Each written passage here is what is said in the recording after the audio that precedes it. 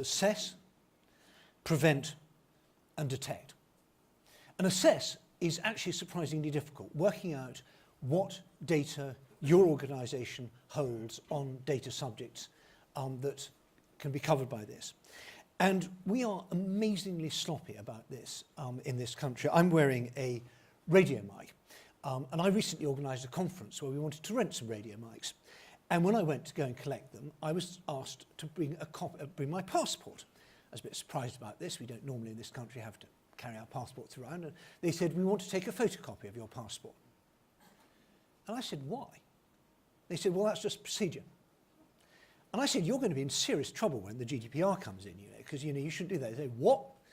And yeah, this was unbelievable. They decided that these radio mics are quite valuable, and just in case I happened to want to walk off with 50 radio mics, it'd be a jolly good thing if they had a copy of my passport.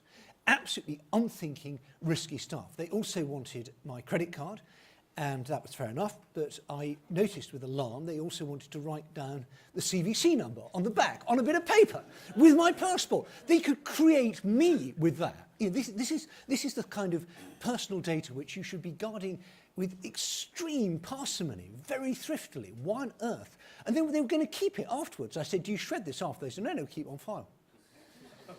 And bright lights started flashing around my head. And I thought, so I had a bit of a word with them.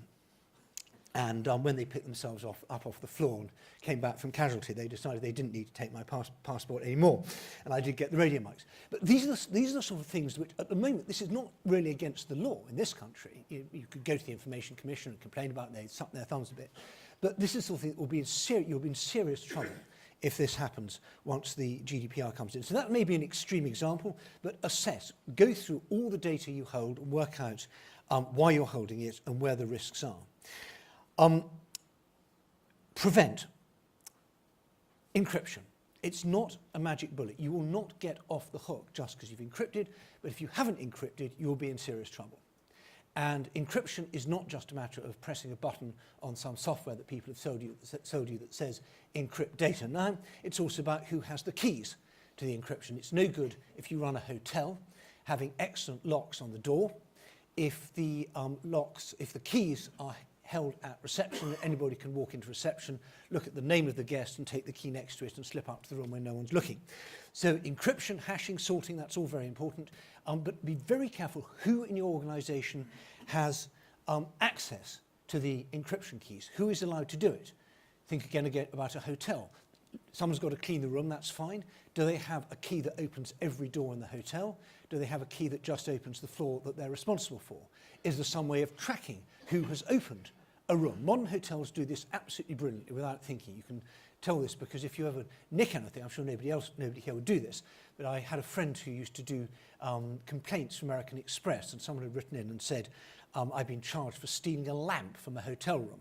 And they'd investigated it, and the hotel had written back and said, according to our electronic key, the key register, the only person who went into this hotel room during the period of occupancy was this person. So it's pretty clear that they'd stolen a lamp. Why you'd want to steal a lamp, I don't know.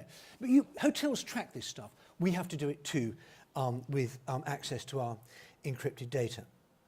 Anonymizing and pseudonymizing, very important. There's no reason in many cases why you need to keep the data in identifiable form. If you're doing breakdowns of your kinds of customers, who lives where, you don't need to have any identifiable personal data. All you need to know is their age or where they live or what the income level is. There's all sorts of things like that. And then you're in the clear because that no longer becomes data covered by the directive. But if you're careless and you also leave in their name and their date of birth and their mother's maiden name and their credit card number because that was all in the stuff they had to fill in, well, then you can be in trouble.